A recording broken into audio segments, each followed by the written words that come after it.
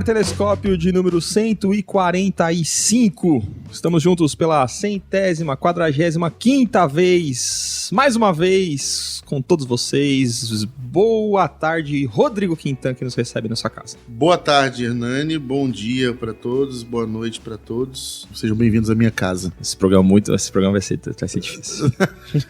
Lucas Vieira, tudo bem? Tudo bem, graças a Deus. Muito bom estar aqui em uma casa onde nitidamente o tema do nosso programa flui com uma naturalidade extraordinária.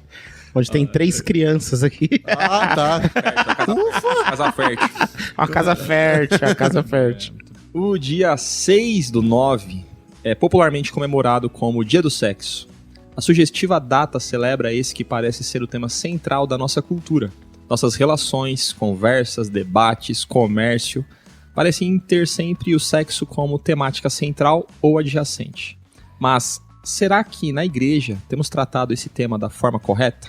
Hoje chegou o dia, meus amigos. Vamos falar sobre sexo e vamos nos segurar porque aqui é um assunto sério, um podcast sério. E a quinta série aqui não vai reinar. Não nessa jurisdição. Reinar talvez não, mas nas suas caras... Não no meu turno. Not in my watch. Exatamente. Vamos falar sobre sexo. Temos aqui especialistas no assunto. Rodrigo e Você Lucas. chamou como é que é o nome daquela mulher lá, do Programa Livre? Programa Livre não, pô. Programa Livre, você foi longe. Eu fui longe. Altas horas. Revelei minha idade.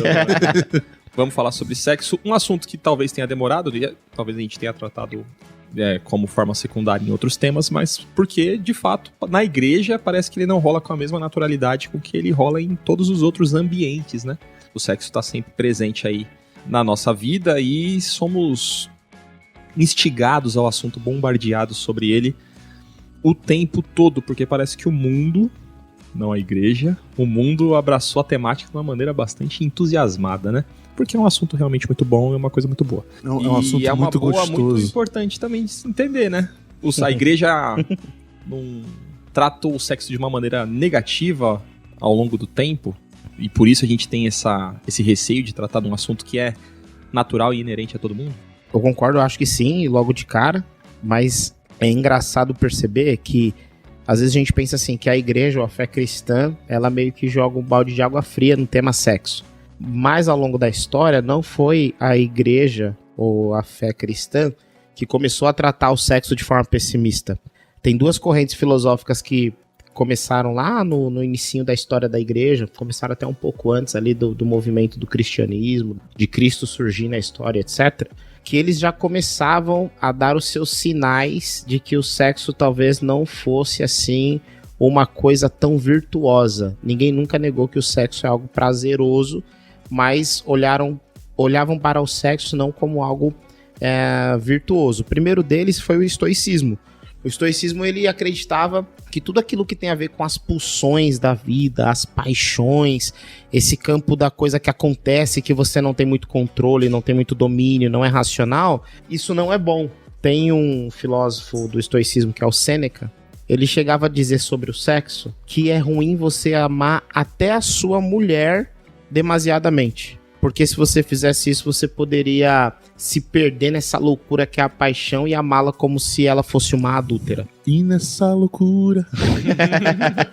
Então, tipo assim, você percebe um pessimismo que não tem origem na fé cristã, não tem origem na moral, mas tem origem em outro argumento, que é o argumento de que a razão e o controle é a virtude por excelência. Os gnósticos, por exemplo, criam também que o ser humano não, que na verdade a vida ela foi meio assim que feita pelos demônios e tal, então tudo que era matéria era ruim. Aquilo que era bom é o que estava ausente de matéria, então a alma era boa e o corpo era ruim. Então, já que o prazer sexual é do corpo, então o prazer sexual, por definição, né, é algo que não é bom, é algo que é ruim. Dentro desse conjunto de ideias ruins, ou melhor, ruins não, dessas ideias pessimistas a respeito do corpo e do sexo, nasce o cristianismo. E aí o cristianismo, que é basicamente interpretado pelo apóstolo Paulo, em especial assim, o Antigo Testamento, mais o movimento histórico de Jesus é interpretado pelo apóstolo Paulo.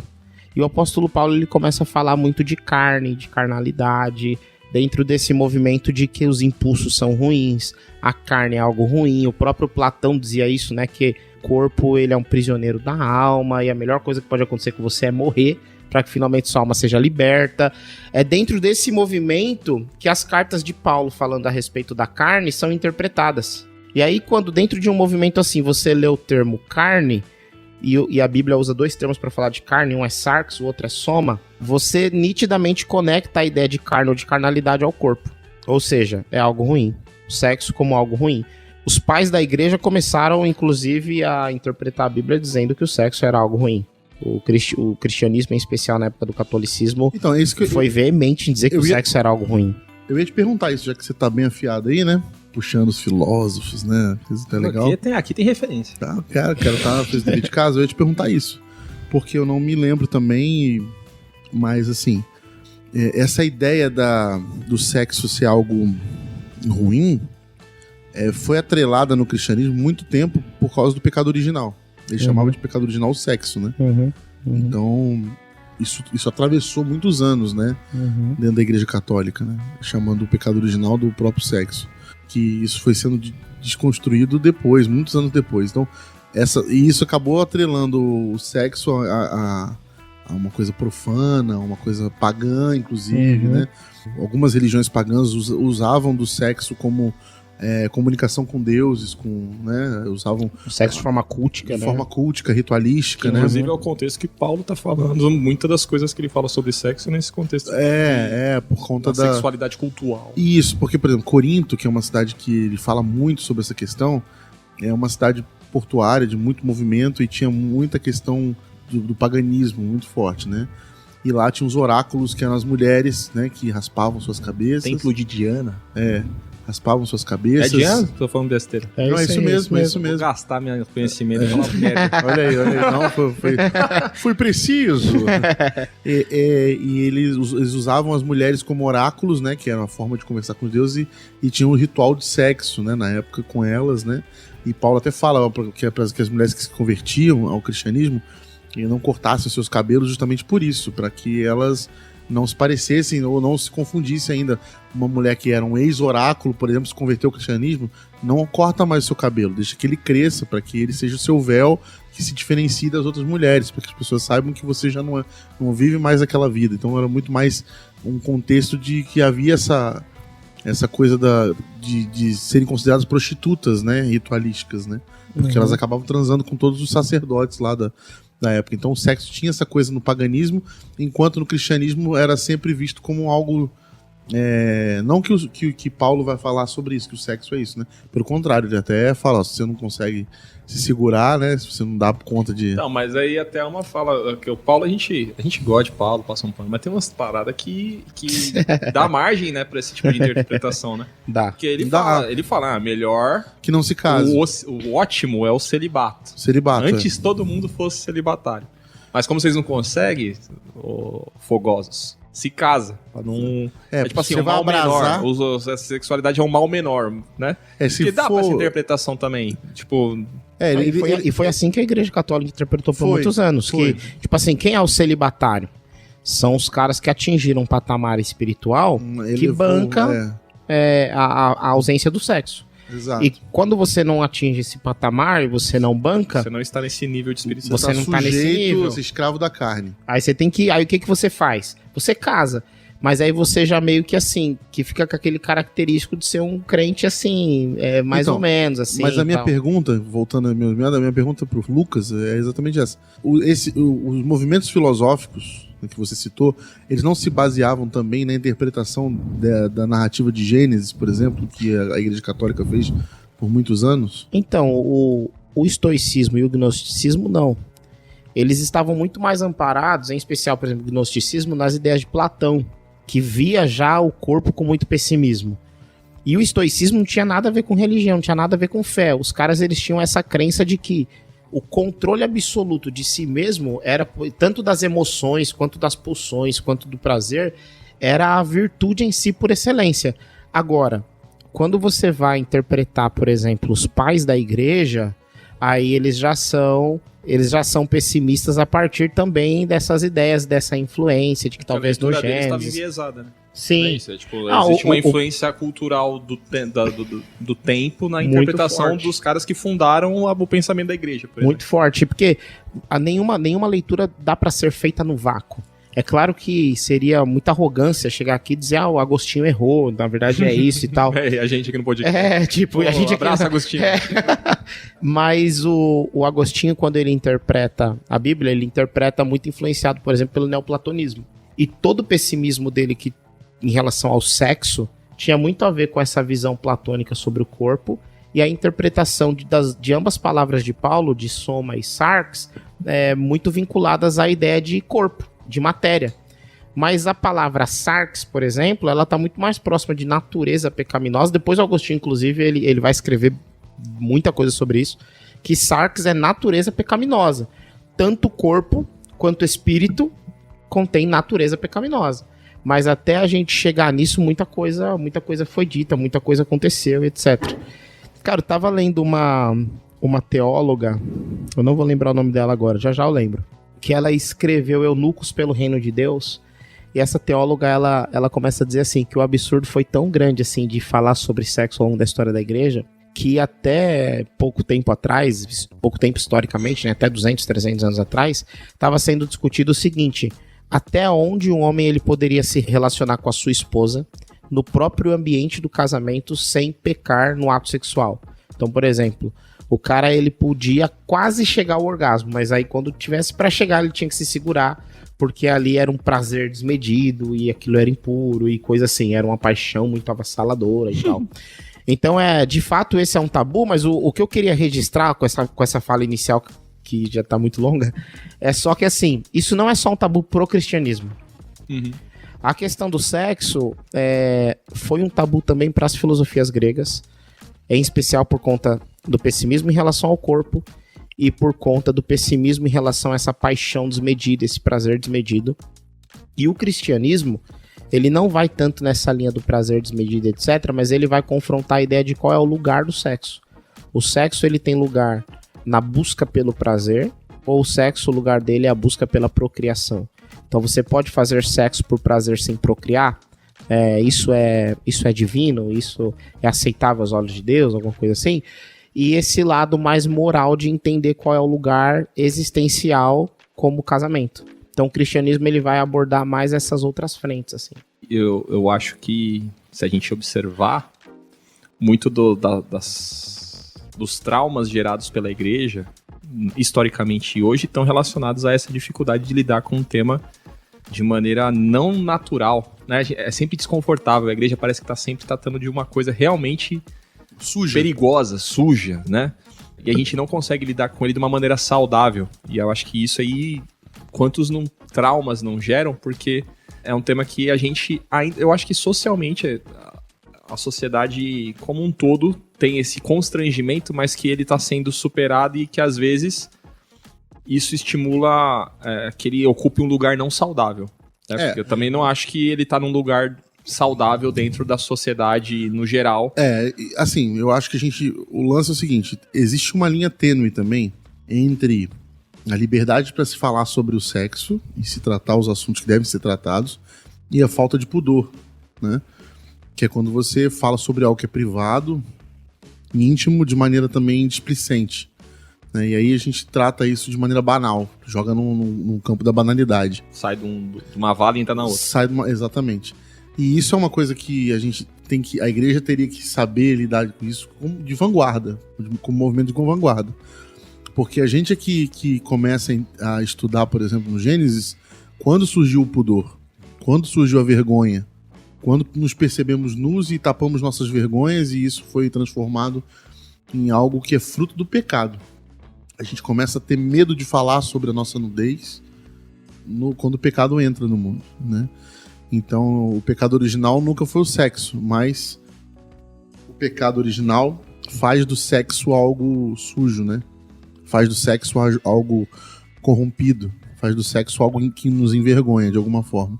E isso gerou um bilhão de problemas de gerações a gerações até a gente chegar hoje no status que a gente tem de elefantes brancos no meio da sala que a gente não fala sobre eles, né?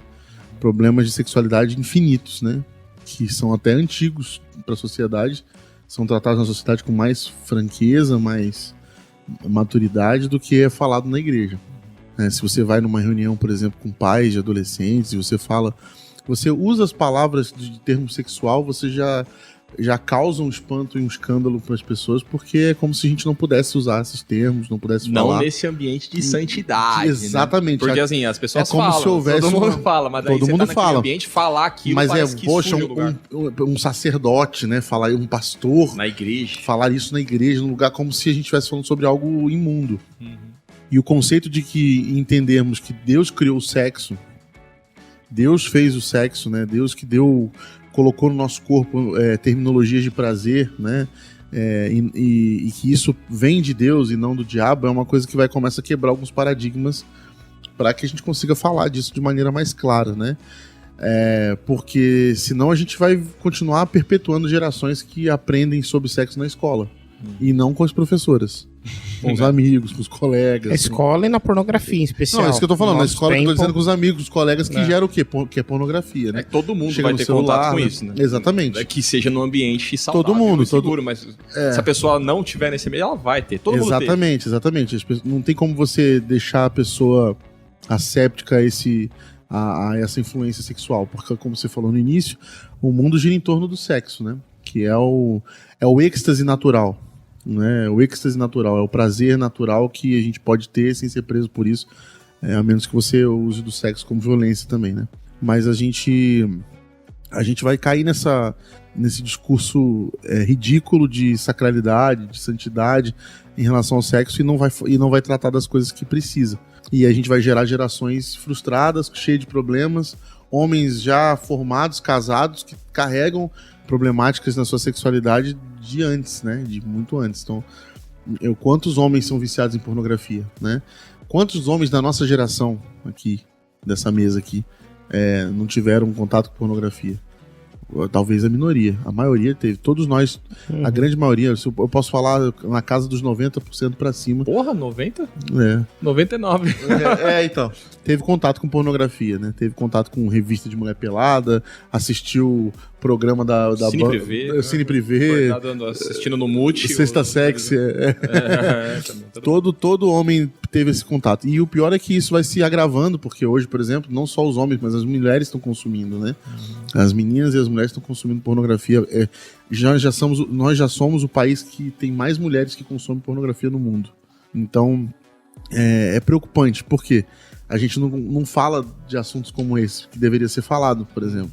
Porque a pornografia, ela deturpa, ela corrompe o sexo, né? Corrompe o que é o sexo, de fato. E isso é um problemaço gigantesco, né?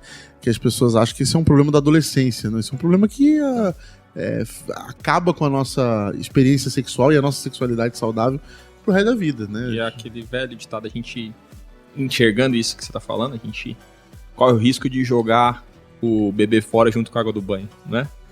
Porque se a gente entende que a sexualidade ela ocupa esse lugar aí que pode ser problemático, na verdade o problema não é a sexualidade, é o problema de como ele é usado. Exato. Né? Então a sexualidade o sexo é algo bom, é algo que é um presente de Deus pra gente, a gente tem ele como algo realmente bom. Deus fez uma coisa sensacional. Parabéns, Deus! Criou um método fantástico. E a gente é engraçado, né? Cantares, né? Tá na Bíblia, é um livro sexual. Pornográfico, né? Sexual. E a gente... Não fala de pornográfico, sexual. Que é isso? Alguns trechos erótico. Erótico é mais bonito. Então o sexo, se o problema não é o sexo, é a forma como ele é deturpado, ele dentro dos parâmetros, né?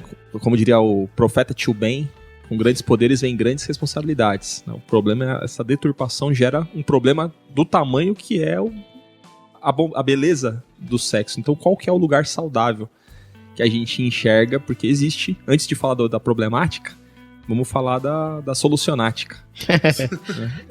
Qual é o lugar do sexo na nossa vida de santidade? Teve uma coisa que você falou, Dani, que eu acho que, antes de entrar nessa pergunta, que vale a pena sublinhar, é que o sexo ele não carrega nenhuma maldade em si.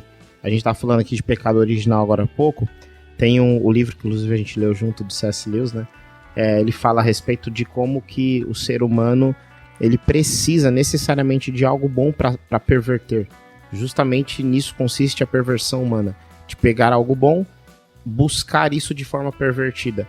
E o caminho da degradação sexual não está no sexo em si, mas está na gente. O pecado original ele não mexe com o sexo, ele mexe com o ser humano. E aí a gente busca esse prazer sexual de forma pervertida, com esse impacto do pecado original. Mas, antes do pecado original, a Bíblia não começa no Gênesis 3, graças a Deus, a Bíblia também tem o Gênesis 2. E no Gênesis 2, Deus, ele, após ter criado o homem, ter criado toda a criação, a narrativa mostra que Deus estava acima do homem, todos os animais estavam abaixo do homem, mas não tinha ninguém que estava em pé de igualdade com ele. Deus, ele cria então a mulher a partir da costela do Adão. E o Adão, então, finalmente, quando ele olha para a mulher, ele diz, finalmente alguém que é correspondente a mim. Ela sim é osso dos meus ossos, ela é carne da minha carne, ela é uma extensão de mim, ela sim se parece comigo. Finalmente eu encontrei. E aí o texto, ele fala algo que eu compreendo como a expressão do casamento e compreendo como sendo um método progressivo da Bíblia. Então as coisas não estão naquela ordem por acaso, mas existe uma progressão naquilo que é dito. Quando o texto fala, no verso 24, por essa razão, o homem deixará pai e mãe, se unirá à sua mulher e eles se tornarão uma só carne. Então, onde é que o sexo existe para ser desfrutado? É nesse ambiente onde as pessoas adultecem. Deixar pai e mãe é uma expressão de adultecimento, que não é só um deixar geográfico, mas existencial, que tem implicação emocional, espiritual, financeira, psíquica, sociológica e etc. É um deixar no sentido de se tornar uma pessoa adulta, autônoma, protagonista da própria vida. O próximo passo que ele diz é se unir a alguém. É como se eu, agora que independo dos meus pais, me entrego a alguém num caminho e numa relação de interdependência. Então eu adulteci, eu amadureci, agora eu me entrego a uma outra pessoa e nós vamos interdepender. Vamos depender um do outro e vamos nos entregar um ao outro. Agora os meus dramas financeiros é com essa pessoa que eu resolvo, meus dramas emocionais, quando o marido chega bravo do trabalho ou a esposa cansada, exausta, é com o marido que ela desabafa e vice-versa. Agora existe uma entrega completa. Financeiramente, inclusive, enfim, uma entrega completa. Nesse ambiente é onde o sexo ele aparece no texto sagrado, fazendo isso que a Bíblia chama de tornar uma só carne. O sexo ele entra como uma celebração da unidade. O sexo não é simplesmente um método de procriação ou de prazer, mas de celebração da unidade da vida. O sexo ele entra como uma celebração daquilo que Deus fez, dessa entrega de Eva para Adão, a tal ponto de que Adão diz, uau, finalmente eu encontrei alguém que pode expressar o que Deus sempre quis, que é Deus sendo 3 pessoas em um único ser, cria um casal, 2 pessoas, para ser também um único ser. E é no sexo que a gente vive a plenitude da unidade, que é a expressão máxima que a gente tem daquilo que significa Deus ser amor. Deus é amor, disse o João. Aí o apóstolo Paulo disse, o amor é o elo perfeito. O que é essa expressão Deus é amor? Deus é uma unidade plural que se relaciona eternamente, perfeitamente. O sexo nasceu para ser isso para nós também.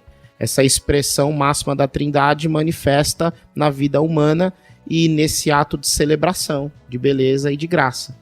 Então, onde é que o sexo ele é bom e ele é santo? É nessa relação de 2 pessoas adultas que elas deixaram pai e mãe, escolheram interdepender e seguir juntas por toda a vida e então celebram isso na cama. Esse é o quadro montado por Deus. E é bonito pensar nisso, né? Que o sexo no lugar dele, correto, planejado por Deus, tá nesse campo do compromisso, né? Pensando nisso agora. Talvez eu fale merda e a gente edite. Não, mas é isso aí mesmo. Não no campo do consumo. Porque quando a gente coloca o sexo no campo do consumo, a gente tira ele do lugar dele, coloca ele em outro lugar que não é o dele, e aí a gente passa a encará-lo dessa forma. Então, quando eu transo com uma pessoa, eu não estou me comprometendo com ela, me relacionando com ela. Eu estou consumindo ela. Quando eu consumo pornografia, eu estou consumindo aquelas pessoas. As pessoas estão entregando o corpo dela para uma relação que não é a relação ao qual Deus colocou aquilo, onde é o lugar onde Deus planejou para que aquilo estivesse.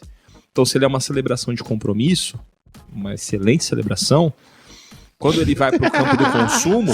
Quer bater palmas, salva de palmas para o sexo. Salva de palmas, não, eu sou um admirador da Não, eu também. Mas quando a gente coloca ele no campo do consumo, a gente começa a degradar, né? Porque o que é consumível, ele não fica num campo de perenidade. Ele não se sustenta. Então ele começa a se degradar. Então aquilo que eu consumo, se é por causa de consumo, a hora que a minha mulher já não estiver do jeito que eu acho que ela deve estar, então eu posso substituí-la, porque eu estou consumindo-a naquele relacionamento. Acontece quando o pecado entra, né? Exatamente. A mulher passa a ser um produto de consumo. A mulher ou o homem, né? No caso, a mulher, né? Mas naquele momento, aplica-se a qualquer relacionamento. Claro, mas assim. Esse aqui no caso ali, por causa do movimento patriarcal, né? Era um homem que dominaria sobre a mulher. Então, portanto, a mulher passa a ser uma propriedade. Sim. Que não existia esse conceito antes do pecado, né? Não. Essa unidade do homem e mulher, eles eram iguais. Iguais. E é interessante o texto que o Lucas... Porque a gente tem duas narrativas da criação, né? Que se seguem, né? A primeira narrativa, que é uma narrativa mais sistemática, do capítulo 1 de Gênesis, que você vai ver certinho, primeiro dia, segundo dia, e uma segunda narrativa mais solta, mais poética. Que é a mesma, é um espelho, né? O capítulo 1 e 2 de Gênesis são espelhos. O 2, ele é uma narrativa mais poética, mais... Você tem uma... Até se acredita, alguns teólogos, que são escritores diferentes, né? Fontes diferentes ali, porque elas se sobrepõem, mas uma não é...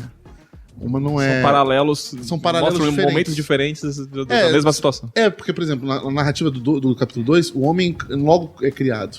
Já começa na criação do homem, e a criação é criada em torno do homem. No 1, Deus cria todas as coisas, e depois faz o homem. O homem entra com um grande final. Né? É como se a humanidade fosse protagonista no 2. E no 1, não. No 1, ela fosse como um grande finale ali, de Deus e tudo mais. Mas por que eu tô falando isso? Porque no final da narrativa do 1, você fala sobre o sexo como os animais. Encham a terra, sejam férteis e encham a terra, multipliquem-se. Como ele fala para os animais. No 2, não. No 2, o caráter é de celebração mesmo, de união que se assemelha à unidade divina. Né? Isso é muito interessante, porque você vê, por exemplo, no 2, a importância da narrativa do Gênesis 2 é que você entende que você pode olhar para o sexo como para você procriar, mas principalmente você precisa olhar para o sexo como algo que faz você semelhante ao divino, quando você se torna uma só carne com a sua esposa, com o seu marido. E essa eu acho que é a beleza das duas narrativas, né? Elas se complementam. Porque por muito tempo se sustentou a ideia de que o sexo é para procriação e tudo mais, mas você vê que no 2 ele deixa claro que a união ali não tem a ver com... Ele fala assim, se unirá, serão uma só carne e então terão filhos. Sim. Ele não prossegue, ele fala assim, se unirá, deixará o seu pai, só deixará o homem, seu pai, sua casa, sua casa, dos pais da mãe, vai se juntar uma mulher e vai ser uma só carne com ela. Acabou, essa é a narrativa. E eu acho isso muito legal no 2, né? Que difere do 1. E a gente entende, por exemplo, que o sexo ele ganha conotações divinas, né? Transcendentes aí, né? Já logo no início de tudo. E você consegue aí separar essa coisa da promiscuidade, da profanação, do que aconteceu, depois quando vem um pecado. Que aí, isso que você falou, a mulher se torna uma coisa, né? Um produto, né? Ela ganha uma função, né? Ela não é mais uma identidade. Ela nem se iguala mais ao homem, né? O homem dá outro nome pra ela, né? Chama ela de Eva, que já difere do que é o nome que Deus tinha dado, né? Isso que é interessante, né? O pecado faz com que o homem também agora nomeie a mulher. Porque a ordem divina foi pro homem nomear todas as coisas que ele tinha criado. Que eles, os dois, que iam se submeter aos dois, à humanidade. Só que quando entra o pecado, a primeira coisa que o homem faz é dar nome à mulher, como se ela fosse uma coisa que iria se submeter a ele.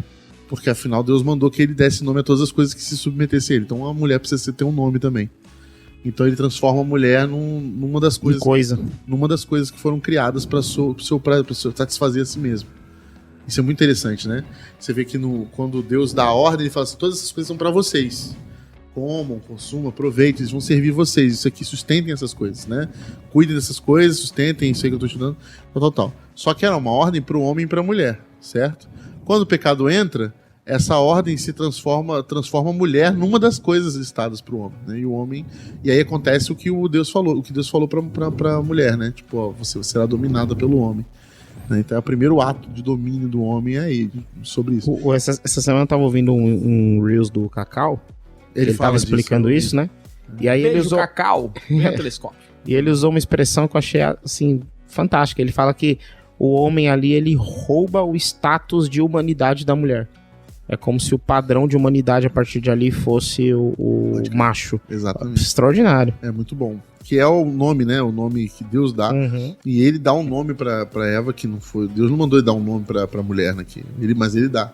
E ele tira o nome de humanidade da mulher, né? E dá o nome de Eva, que quer dizer vida, né? Mas mesmo assim, é uma... A humanidade estava na comunhão dos dois, né? Não separado, como ele separa. Porque na palavra hebraica, o homem e mulher é muito bonito, né?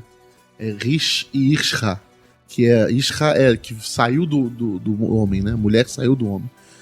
Então já tinha uma denotação bonita, já tinha uma poesia em torno daquilo.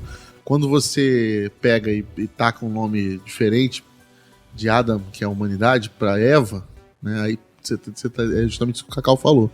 Você acaba transformando, colocando que, tipo assim, eu tô acima de você. Eu sou humanidade, você é outra coisa, mas eu sou humanidade. Agora, deixa eu comentar uma coisa que você falou que eu achei legal demais. Essa estrutura do Gênesis 1 e 2, é muito bonito isso que você disse, né? Que a primeira o homem recebe junto com toda a natureza a ordem de continuem criando. Porque ter filhos é cocriar com Deus. Isso é muito bonito. E aí no 2 vem isso como celebração da vida. Isso é legal por conta justamente da discussão do sexo é para procriar ou não. Sim. E aí eu lembrei de um outro texto, que é quando o apóstolo Paulo ele tá falando com a igreja em Corinto. E aí ele diz assim, olha, vocês que querem fazer aí um jejum de sexo, façam isso só se for para oração. E ora rápido, tipo, não fica orando por muito tempo. Não deixe que seu parceiro, né, se abrasar. Porque senão você deixa a outra pessoa vulnerável. Isso aí. Vulnerável a quê? A um rompimento da unidade, ele se envolver e ser unidade com outra pessoa, enfim. Isso é legal também, porque ali o apóstolo Paulo não tá preocupado com procriação. Eu ia falar isso. Ele tá preocupado com a vulnerabilidade enquanto prazer mesmo, enquanto satisfação sexual. Quando ele tava falando mal do Paulo, eu ia entrar em defesa do Paulo. Ai de mim. Miserável. Mas em defesa do Hernani, os caras que acreditavam pra valer que o celibato é a vontade de Deus e que o sexo é tipo uma concessão, eles usavam esse texto. Aí, que você falou, que é a ideia de que o bom mesmo, assim, o sujeito que é macho mesmo, ele é celibato. Mas o Paulo é macho sem tocar em mulher. E em defesa de Paulo, Paulo é o cara que no Novo Testamento, ele é o único cara que toca no assunto do sexo. Verdade. Então, assim, ele é o cara que vai falar. Ele não deu muito espaço pra outra galera escrever também. Vamos dizer que foi ele que deu, né? Ele chegou pra editora lá, Celestial, e falou assim, ó, eu que mando aqui. Ele monopolizou ali o fluxo de texto. Mas não, isso não, ninguém vai escrever aqui coisa nenhuma. Dá isso aqui, deixa eu ver. Ele matou no peito. O pessoal Pedro entregava os negócios. Deixa eu ver isso aqui. Não. Ele falava, o Paulo falava assim, Pedro, você escreveu um negócio? Escrevi, deixa que eu entrego. Confia. Confia que vai chegar lá. Né? Como é que passou Hebreus disso aí? Mas ele é o cara que também fala sobre essas questões sexuais. Tipo assim, o que o marido e a mulher decidem no quarto. Não mete a colher, deixa os caras. Exatamente. Tudo que for em consentimento dos dois é legal. Ele é o primeiro cara a falar, mano, pode tudo entre quatro paredes. Marido e mulher, ele é o primeiro cara a falar isso. Então eu acho, em defesa de Paulo, eu falo, o cara, ao mesmo tempo que ele vai defender o celibato lá como uma coisa, que também eu acho também que não tá de todo errado, porque ele tá falando de um contexto de perseguição, em que se você tem uma família, as coisas começam a ficar mais preocupantes, você tem mais coisas para se preocupar. Então realmente um contexto mais complicado, as pessoas estavam morrendo de tudo que é jeito naquela época. Então ele fala, por que você vai arrumar alguém agora nessa época? Ele também fala sobre questões de maritais, né? Isso é muito legal, né? Tipo, até a questão de divórcio ele trata sobre se você casar com alguém que não crê, porque ele viveu contextos pastorais que são contextos que a gente se identifica como pastor, por exemplo, e olha pro Paulo e fala assim, cara, o cara tá vivendo crise, porque o mundo não tinha isso antes, né? Gente que se convertendo e que sai de uma cultura em que é bem diferente da cultura dos judeus e estão vivendo agora uma realidade que são casados com pessoas que são incrédulas, e essas pessoas estão abandonando elas, e aí elas vão ficar agora, não podem mais casar, e ele vai ao primeiro cara pastoral a tratar isso, entendeu? Criar uma pastoral sobre isso, inclusive em cima da palavra do próprio Cristo, né? E ele vai dizer, ele vai bater no peito e falar só, digo eu, não o Senhor. Então, isso é importante a gente ter essa leitura aí também, porque... Exatamente. Mas assim, corajoso. Tendo esse problema da pastoralidade, vamos usar essa aí que você introduziu. Vocês são pastores, eu não. Vocês estão preocupados com essa pastoralidade e relacionado a essa temática. O Lucas é pastor de jovens, o Rodrigo é pastor de família.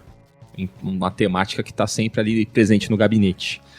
E o reflexo dentro de toda essa complexidade, toda essa beleza e responsabilidade que envolve a temática, o reflexo simplista é uma proibição fácil, rápida e absoluta. Não faça. Que dentro de um contexto paulino, dependendo da cidade, cabia de alguma forma, mas que no nosso contexto hoje, Brasil, século XXI, tem outros paradigmas e outros contextos culturais que a gente vive hoje.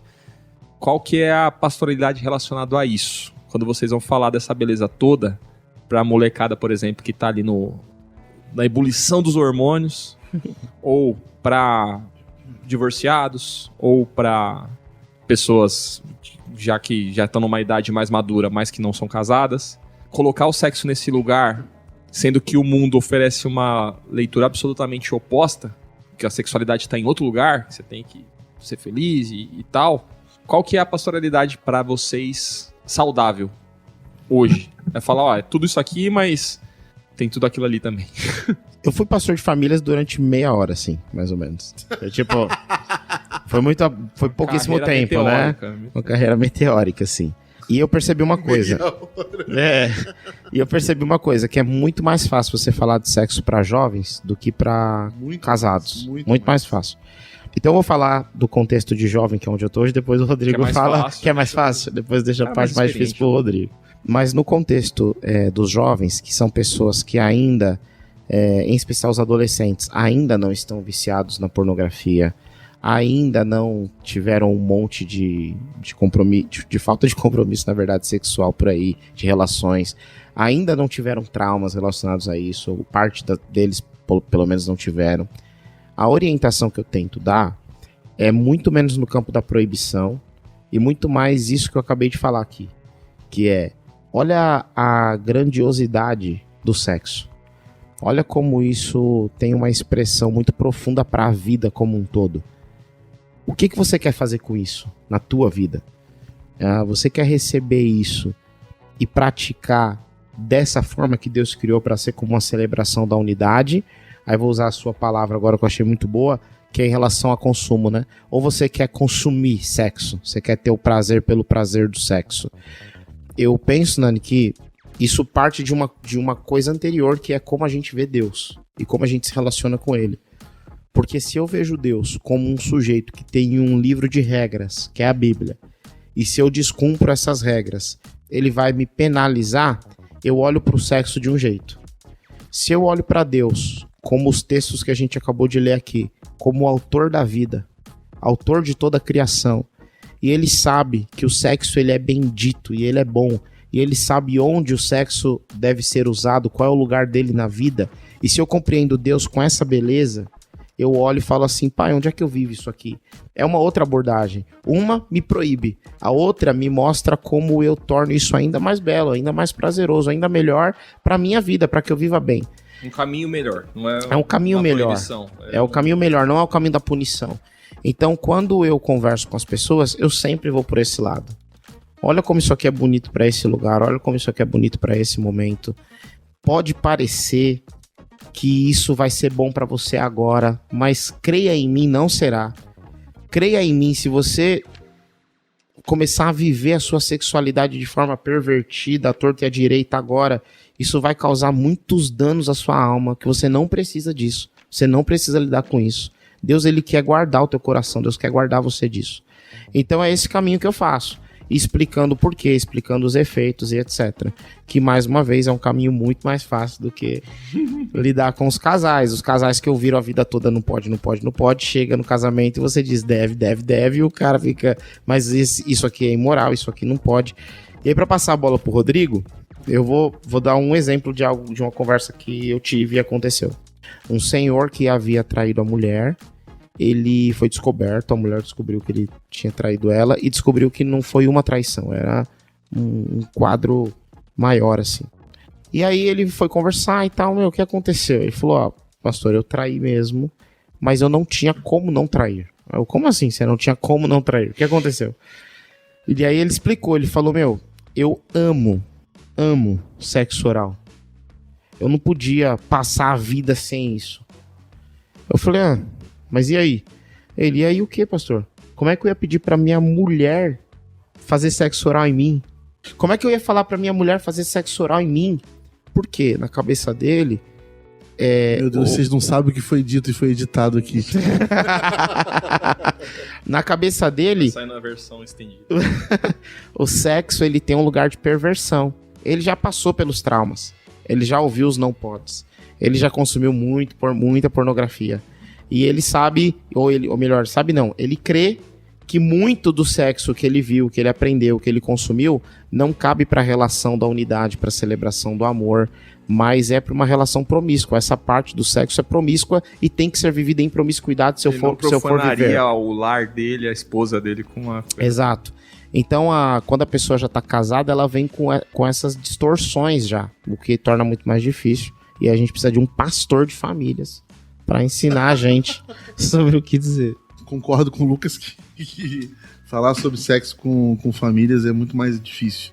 Até porque as ideias que dantes eram apenas ideias navegando sobre fundamentos ainda em construção, hoje elas já estão consolidadas. Quando você pega uma família já formada, os caras mais velhos que já tiveram suas experiências sexuais e tudo mais. Mas eu vou antes um pouquinho, porque quando eu trato de famílias na igreja, eu trato até as novas famílias que estão se formando. Então, por exemplo, a minha primeira experiência de pastoralidade na igreja, primeira em ordem cronológica, tá, sobre a questão sexual, é com os noivos, né? Casais de noivos chegam na minha sala para conversar e para falar, pastor, a gente quer casar. Então, como é que funciona aqui na igreja esse processo? E aí a gente vai conversar. E a minha pastoralidade, né, que eu sigo com eles, é sempre abrir o jogo. No início, a minha primeira pergunta é: como é a vida sexual de vocês? Por que eu pergunto isso? Primeiro porque eu não quero ficar falando sobre sexo com enganado. Com pessoas que já sabem, já estão lá na frente, né, já sabem, fazem mais sexo do que eu faço, né? E estão lá, tipo, só olhando pra mim e balançando a cabeça e eu tô falando, chovendo no molhado. Mas, segundo também, pra eu saber que tipo de compromisso é esse que eles estabeleceram com o sexo antes do compromisso que é o casamento que a gente estabelece. E o porquê que a gente fala que o sexo é pro casamento. Por que é importante falar sobre isso? Porque nessa construção, nesse primeiro momento, né, nesse cenário. Porque a gente aprende com a religião que se você não fizer, que o sexo é pro casamento, porque Deus mandou. Porque Deus falou isso, que você tem que casar virgem. E isso, inclusive, é uma das coisas que a gente estava falando aqui antes. Quando a gente fala que a pessoa não casa virgem, ela não casou pura. Né? E a gente fala no feminino. Porque geralmente quem aqui tem que estar virgem é a mulher. Né? Na nossa sociedade, essa é a parada que pesa. Então, Ah, ela casou pura, ela não casou pura. Inclusive existem tabus até sobre a cor da roupa da noiva, sobre isso. Se a noiva decide escolher azul pra casar, é porque ela já não é mais virgem. Então existe vários tabus em torno disso, né? Porque a religião transforma essa questão, a explicação sobre o sexo pro casamento, em algo muito superficial, simplório e pouco verdadeiro, pouco consistente. Então qual é o meu trabalho ali? Meu trabalho como pastor é mostrar para eles da onde surgiu essa ideia, né? E aí a gente volta para aquilo que a gente falou no início, a gente vai para Gênesis, vai falar assim, Deus está falando sobre casamento, e o casamento para Deus é isso aqui, né? O casamento para Deus não é o buffet que você vai contratar, não é a cor do vestido que você vai usar, não é nada disso. O casamento para Deus é isso aqui. Porém, o casamento também é para Deus aquilo que a tua cultura diz que é para a sua família. Porque o casamento é um ato também familiar. É uma construção de uma nova família. Então, você está dizendo para as outras famílias que você está assumindo uma responsabilidade diante do povo. Então, porque é muito fácil você dizer assim, bom, pastor, então check. Se o sexo é o casamento, casei. Já faltou. Tô transando, então, casei, Deus já tá sabendo, acabou. Já resolvemos, acabou. Mas o problema não é esse. O problema é que, assim, Deus também fala sobre ele, e ele, inclusive, ele em pessoa, abençoa uma festa de casamento, uma cerimônia de casamento, quando ele faz o primeiro milagre dele ministerial, o primeiro milagre público dele, que é a transformação da água em vinho, nas bodas de Caná. E ele tá abençoando aquele casamento porque ele está dizendo também, ali, não só, dentre muitas coisas, que a celebração do casamento, as tradições de celebração do casamento, elas são importantes porque elas representam esse assumir de compromisso diante da sociedade, diante dos seus familiares, um do outro. Porque é necessário que haja testemunhas para olhar aquele casal e dizer assim, eu estava lá no dia que você se comprometeu com ela. Porque a comunidade é importante, né? E nosso Deus, como Deus comunitário, ele preza por isso. Não é simplesmente você chegar e vou transar com não sei quem e diante de Deus estamos casados. Mas é também a se apresentar, né, diante da sociedade, da sua família, que você está fazendo esse movimento de deixar o seu pai, sua mãe, e se unir a sua esposa, ao seu marido e se tornar com ele uma só carne. Há uma série de testemunhas, há uma comunidade envolvida naquilo. É toda uma construção familiar que tem fundamentos básicos. Então, quando a gente fala isso, a gente está ensinando para o casal que existem responsabilidades a serem cumpridas no sexo. Coisa que, se for feita de qualquer maneira, você não está cumprindo com aquilo. Isso não significa que você vai pro inferno e a gente tem cai nesse buraco ridículo de falar sobre salvação em horas que não tem nada a ver com salvação, tem a ver com qualidade de vida, tem a ver com traumas na sua vida, tem a ver com como você vai construir a narrativa da sua existência e como você vai dar testemunho sobre a presença de Deus na sua vida. Não significa que fazer sexo antes do casamento amaldiçoará seu casamento e não fazer sexo antes do casamento abençoará seu casamento.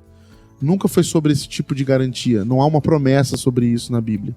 Mas existe sim um cuidado em relação ao sexo e orientações em relação ao sexo de Deus para o homem, para que esse ato de celebração seja sagrado, seja privado, seja significativo e seja profundo e potente, para que a existência tenha uma qualidade de vida melhor do que a gente sair fazendo sexo por aí à torta direito sem ter nenhum compromisso. Então, o sexo é o maior nível de intimidade que uma pessoa pode ter com a outra. É a maior profundidade de entrelaçamento de almas, né, que a gente pode dizer. E isso exige o maior nível de compromisso que existe socialmente hoje falando, que é o casamento. Então, naturalmente, o casamento e a intimidade tem que estar... O compromisso e a intimidade tem que estar igualados para que haja o sexo. Essa é a minha primeira fala para um casal que está tentando entender se ele já fez sexo ou se ele não fez ainda, para que ele saiba o verdadeiro sentido da espiritualidade cristã para o sexo. Para que ele não ache que foi só a religião que disse: se você fizer, você vai pro inferno. Se você fizer sexo antes do casamento, você vai amaldiçoar seu casamento. Se você se guardar, você vai abençoar. Você desconstrói isso tudo. O segundo passo é quando a família precisa entender, desconstruir algumas coisas que tem carregado, consolidado sobre o sexo. E aí entra questões pastorais também que vão em torno disso. Que aí são mais difíceis, porque você vai ter que desconstruir coisas muito consolidadas, de gerações anteriores, que diz sobre o sexo, para falar sobre isso. E a primeira questão que se abre é assim, você precisa primeiro voltar lá a Gênesis também para entender o que é que Deus está falando sobre sexo. E aí você faz o mesmo movimento de fazer a volta para mostrar para aquela pessoa sobre isso. O problema é que você está tratando homens e mulheres, e eu estou falando agora dos pais, né, não dos filhos, que estão, de alguma forma, carregam já experiências traumáticas ou não, vícios ou não, do sexo para sua casa. E que eles guardam isso num lugar muito, muito trancado. Muito recalcado. Muito escondido. Então, como que essa pessoa vai falar sobre isso? Tocar esses quartos escuros da alma é Espírito Santo, é a ação de Deus, é oração, é tempo. Então, assim, você, com um jovem, você consegue isso com 2, 3 encontros, você consegue acessar o coração dele, entender como ele pensa, até falar pra ele coisas que ele já fez, porque provavelmente não vai ser uma coisa que ele vai falar, que ele vai ter muito papas na língua pra falar, mas ele vai começar a falar sobre isso, porque ainda não é tão grave. Agora, quando você fala com um cara, por exemplo, que é viciado em pornografia, e ele não quer, e ele tem vergonha de falar sobre isso, é muito difícil você acessar isso, porque como que ele vai falar sobre isso? É extremamente constrangedor para ele admitir isso e ter que levar isso às consequências de expor ele diante da esposa dele, falar isso de alguma maneira. Então você vai ter que caminhar alguns meses, anos, até que em algum momento o Espírito Santo vai agir e aquela pessoa vai se abrir com você, vai ter choro, vai ter suor, vai ter lágrimas, é um caminho muito mais, assim, profundo, entendeu? É uma caminhada mais profunda. E isso exige de nós muita paciência, porque também a gente tem que entender que não é fácil você quebrar o que foi cauterizado ali com o tempo, né, com as experiências. Isso que eu ia perguntar, até pra gente ir caminhando para as nossas conclusões. Tendo toda essa potência que a gente expôs aqui, tudo parece também muito definitivo, né? É um assunto que gera muita culpa, muitos traumas, porque é um assunto de fato importante, é uma coisa realmente valiosa, mas que todo mundo de alguma forma vai conviver com algum tipo de engano que pode gerar essa culpa patológica quase. Fora os abusos. Fora os abusos. A gente não entrou nesse assunto. Essa culpa ativa e uma culpa passiva também. Enquanto a gente falou uma porcentagem alta aqui de 99% dos homens teve contato com pornografia, a gente pode falar que mais de 90% das mulheres já teve algum contato com algum tipo de abuso na área sexual. Então, isso é outra coisa também, que são vários gatilhos que vai gerar quando você conversa com as mulheres, até um dia ela abrir isso, entendeu? Falar sobre isso com alguém. Às vezes o abuso dela foi dentro da igreja, o que não é incomum. Então, e o que é importante deixar claro também que a gente não tá falando que tratar essas coisas aqui, a gente não tem a ideia de falar que são coisas simples de ser tratadas. Sim, exatamente. São problemas extremamente complexos. E levam às vezes anos para ser... E aí eu queria também entender de vocês um pouco sobre essa pastoralidade de pessoas que sofreram abusos, por exemplo, ou que convivem com a culpa. O sexo deixou para ela de ser essa coisa valiosa, importante, bonita, e por causa da deturpação, por causa da pecado, tornou-se para ela algo oposto. Um trauma, de fato. Eu queria, Lucas, já aproveitar aqui e falar uma coisa que é importante, que eu acho que talvez passa batido, a gente até esquece. É muito importante a gente frisar que quando a gente está falando de sexo, nós não estamos falando apenas de penetração. Isso é muito importante. Porque isso é uma lenda que se cria, também um tabu que se cria, né? Principalmente nos meios evangélicos, legalistas, que falam assim, não, se você não penetrou, você é virgem. Tudo. O sexo não é sobre penetração, é sobre envolvimento carnal. O Lucas trouxe, inclusive, a etimologia de algumas palavras aí que é importante a gente falar. Envolvimento da carne com a carne, né? Envolvimento sexual de carne com carne, desejo, tesão, vontade, né? Esse envolvimento, ele vai para além de órgãos se penetrando. Isso é uma das coisas que a gente chama de sexo. Mas o sexo, ela tem dimensões maiores que essa. Relaciona até ao pensamento. Exato, né? eu ia falar isso. Você pensou, você já adulterou. Boa, era isso, eu ia falar isso. É muita sintonia aqui. Muito mesmo. Quase sexual. Se possível, corta isso.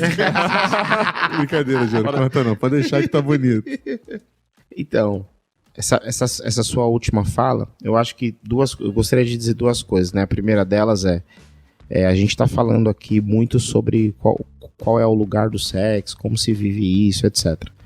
Mas a primeira coisa que eu acho que é importante é dizer que não existe nada na sua vida que você fez errado que Deus não possa reconstruir. Não existe nada que você fez errado que Deus não possa recomeçar. Nada te torna tão sujo que Deus não possa te receber. Deus está acostumado com a nossa sujeira. Deus mergulhou na morte. E ele mergulhou na morte para justamente mergulhar na nossa sujeira e poder tirar a gente de lá. Então, se você é uma pessoa que, sei lá, nossa, tive um monte de relações sexuais antes de me casar, agora eu vou me casar, eu tô com culpa. Ou será que meu casamento vai ser bom porque eu me misturei tanto? Nossa, será que eu mereço alguém que seja virgem? Alguma coisa desse tipo, assim. Ou, eu fui abusado, eu fui abusada. Será que eu vou conseguir satisfazer alguém um dia? Será que o casamento é pra mim? Ou não conseguir se satisfazer.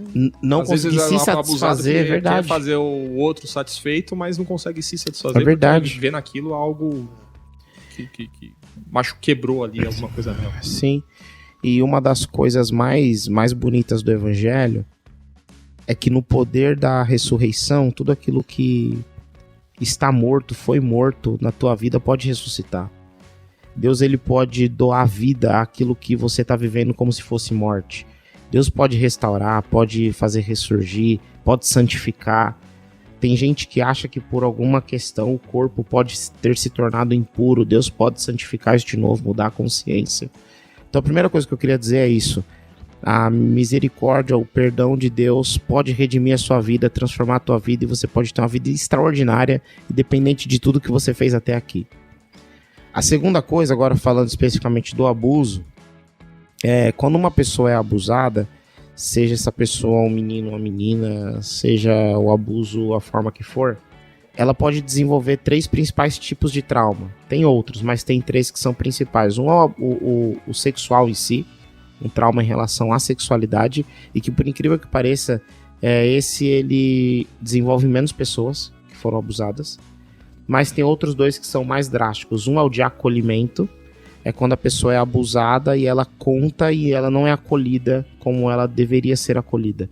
Ou porque não acreditam nela, ou tratam de qualquer forma, ou ela vai fazer uma denúncia e ela tem que contar a mesma história 10 vezes para 10 pessoas diferentes. Que vão julgar. Que vão olhar, tipo assim, será que é isso mesmo e tal? Então é do acolhimento.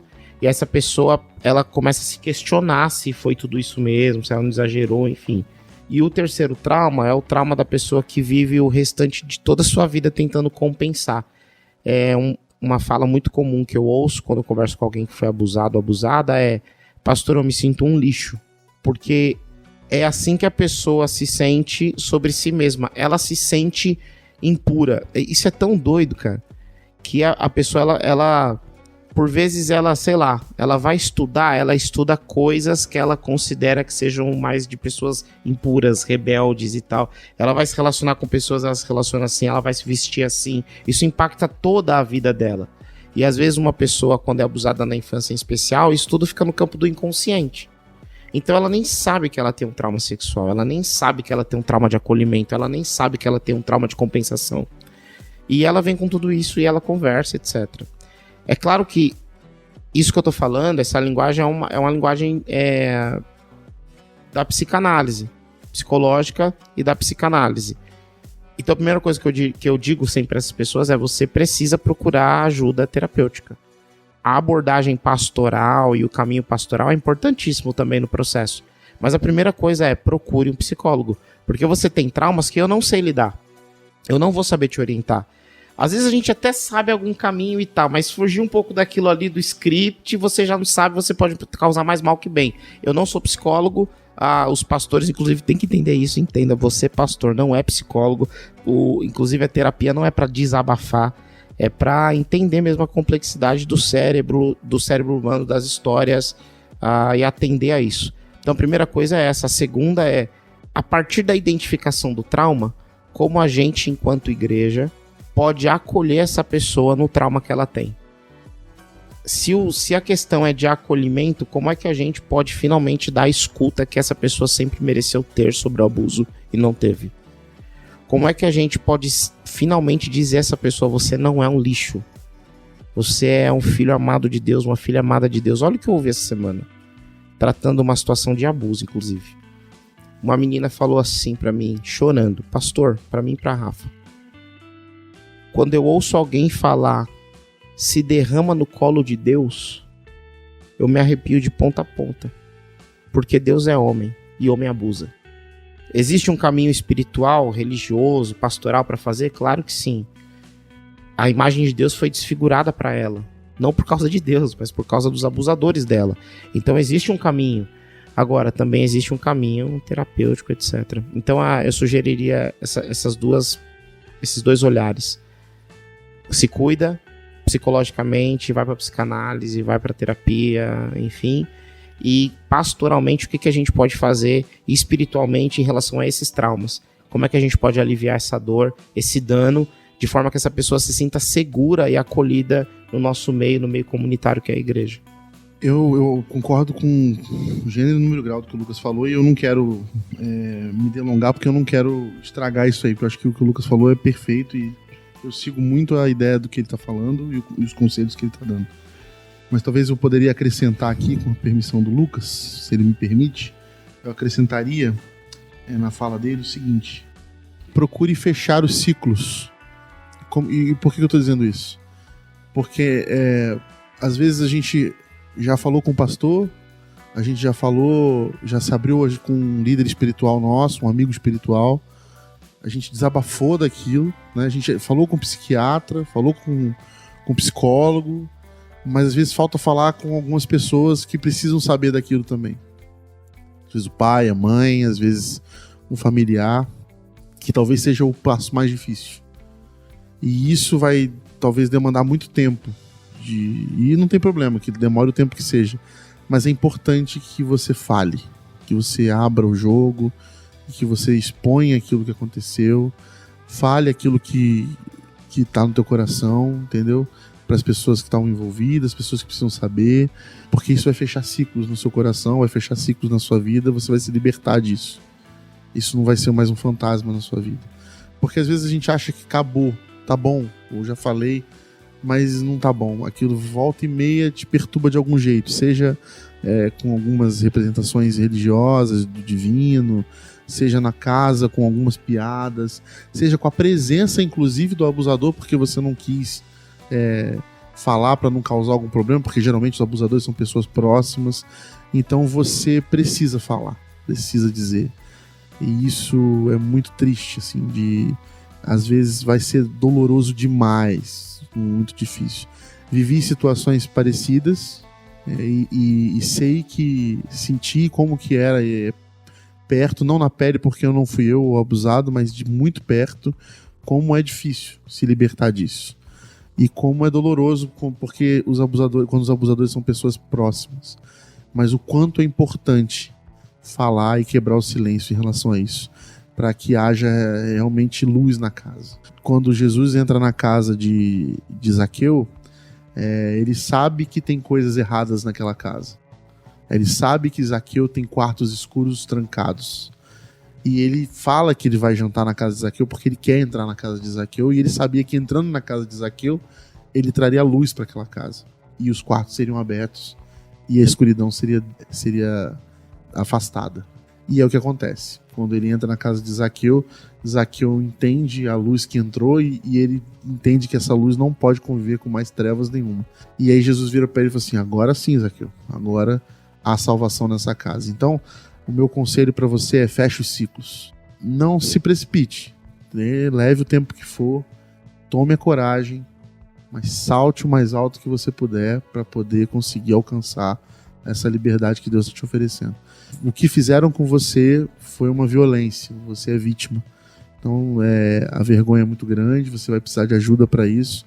E essas ajudas vão ter que ser muito pacientes com você também. Mas fale sobre isso. Fale. Peça ajuda, inclusive, para falar com quem quer que te fale, mas traga para a luz, deixa que a luz entre e jogue para fora todo esse mal que te fizeram.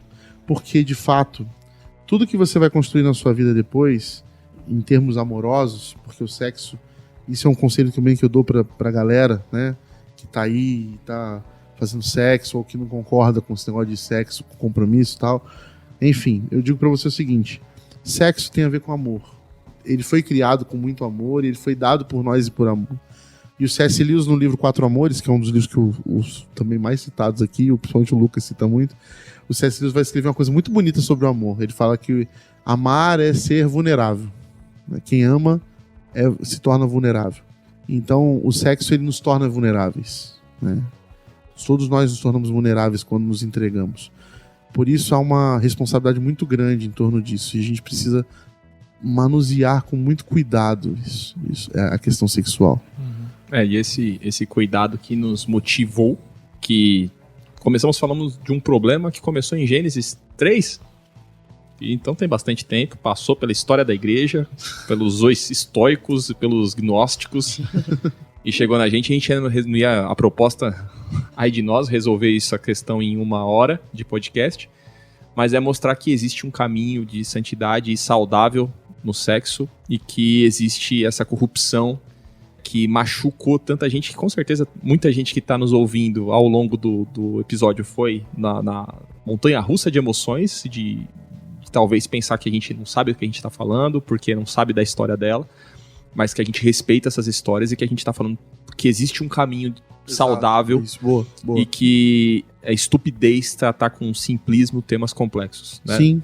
Então a gente não tem uma resposta. Não existe uma resposta padrão e um jeito padrão de lidar com as coisas. Quem faz isso é simplista e burro. Não funciona assim. Mas que, independente do que tenha acontecido com cada pessoa, existe um caminho de acolhimento em Deus e que ela pode chegar nesse caminho de diferentes formas. Pastoralmente, medicamente, né? Terapia, psicólogo, psiquiatra, N formas. E que cada pessoa vai encontrar um caminho para viver isso de maneira saudável e santa em Deus. Não de acordo com qualquer coisa que a gente fale ou pense. Porque a gente também muda, a gente pensa, a gente erra. Mas que todo mundo se sinta respeitado nisso. Eu acho que a gente tem que deixar bastante claro isso. Não é uma proposta de julgamento, de mostrar que a gente é melhor ou pior do que qualquer tipo de pessoa e qualquer tipo de julgamento, mas aqui é que fique claro, existe um caminho santo para essa temática, uma temática fundamental que gera tantos benefícios, mas pela sua potência gera também muitos malefícios, muitos perigos, é um campo minado. E talvez a gente tenha demorado muito para falar sobre isso, porque esse campo minado assusta. E uma das coisas que garante um bom sexo é uma comunicação muito boa. Uma comunicação muito boa. Então, assim, sintam-se acolhidos as pessoas. Espero que a gente tenha respeitado todas as histórias também. E que todo mundo fique com essa palavra. A gente é consciente da complexidade da temática. A gente comentou antes do programa, comentei com o Lucas no caminho, de que viver sem ter tido nenhum grande trauma, nenhum grande abuso, nenhuma grande questão relacionada nessa hora, eu sei que é um privilégio. E que é duro dizer, mas é talvez uma menor parte das pessoas que tenham tido esse privilégio. Mesmo que não tenham percebido, passaram por algum trauma, por algum abuso que gera problemas relacionados a isso. Então, sintam-se acolhidos, sintam-se respeitados. Eu espero que a gente tenha conseguido mostrar isso pra vocês. Se a gente conseguiu mostrar que existe um caminho santo e que você pode encontrar esse caminho, o seu caminho, a sua trilha, que você se sinta abençoado aí, que você ache esse caminho. Certo, meus amigos? Certo. Algo a mais? Algo a mais? Eu gostaria de falar só uma última coisa, bem rápido. Você que ouve a gente, é pai, é mãe, tem uma pessoa vulnerável perto de você, lembre-se sempre, o abusador, ele não é um monstro, ele não baba, ele não tem cara de mal, ele não é o inimigo do Power Rangers, sei lá, alguma coisa assim. Ele é o seu vizinho, é o tio, é o avô, a avó. Infelizmente, é importante falar isso, para que a gente consiga... Eles estão dentro das igrejas. Estão dentro das igrejas. Às vezes é o pastor. Para que a gente consiga cuidar aí dessa geração. Quem sabe nós não estamos diante de uma geração que vai sofrer menos do que a nossa em relação a isso. Amém. Porque os pais vão cuidar. E trazer à luz é uma ferramenta muito mais eficiente do que... Exatamente. É isso aí. E outra coisa, escutem as vítimas com ouvidos atentos. Considerem, respeitem. Entendeu? É ridículo falar isso, mas Nem tudo é mimimi, gente. Nem tudo é mimimi. É importante falar. É ridículo falar isso hoje, mas é importante porque às vezes a pessoa vai e fala uma coisa, é um traço, é um sinal, é uma evidência. Cuidado, fiquem atentos e o inimigo anda ao derredor, né? Buscando a quem possa tragar e o inimigo não tem cara de inimigo. É isso. Gente, muito bom. Muito bem. Obrigado a você que nos ouviu. Espero que tenha sido prazeroso. Quinta série ainda tá aqui. Espero que. Tá adormecido. Eu achei que você falou. E aí, foi bom pra vocês? Pra mim foi ótimo. Foi bom pra vocês? Espero que tenha sido bom pra vocês, como foi bom pra nós. Nos sigam nas redes sociais. Não tem safadeza lá, é só coisa séria. @canal Telescópio. Sigam também a Crentaços. Beijo, Crentaços. Amamos vocês. Crentaços, @Crentaços. A gente volta mês que vem. Telescópio, pés no chão, olhando pro alto. Tchau.